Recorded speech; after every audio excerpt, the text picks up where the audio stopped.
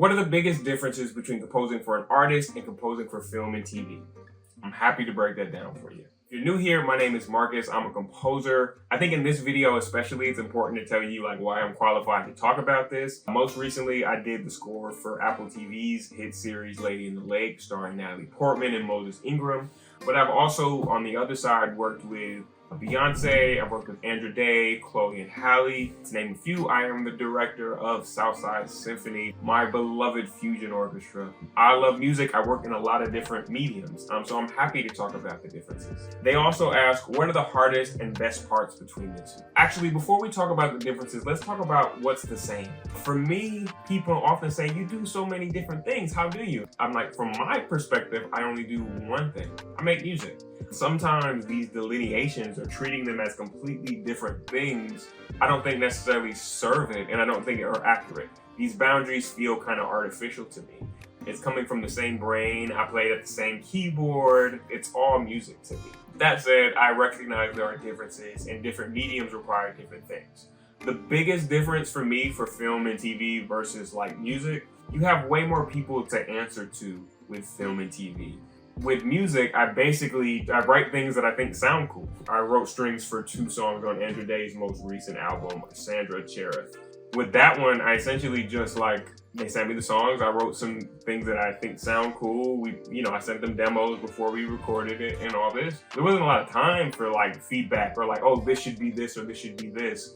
Now that said, these things get mixed later and they get edited and it might not sound exactly like the way I first wrote it. When working with an artist, your goal is I want to make the coolest, the best, most emotional, the most touching music possible.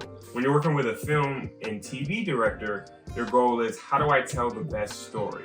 And you have to answer to directors, you have to answer to showrunners, you have to answer to multiple producers. You might have to answer to studio execs. There are a lot of people who have opinions on these things because these are very, very high budget things. People have a lot of money riding on this. So there's a lot of stakeholders who have an interest in it. It's your job as a composer to determine how do I make sure everybody feels heard while still getting this done? Because sometimes all those different opinions will be conflicting and contrasting. And it's up to you to receive it all and then put out something that's still singular and sounds good. So with music and records, you are trying to make the best music possible, but film and TV, but really your job is to help tell this story as best as you can. And the second part of the question is, what are the hardest and best parts between the two? I kind of talked about what are the hard parts. I guess I can say what's hard about working with an artist. Usually it's very fast. I mean, both can be quick. With an artist, it's almost always very fast. You have to very quick turnarounds.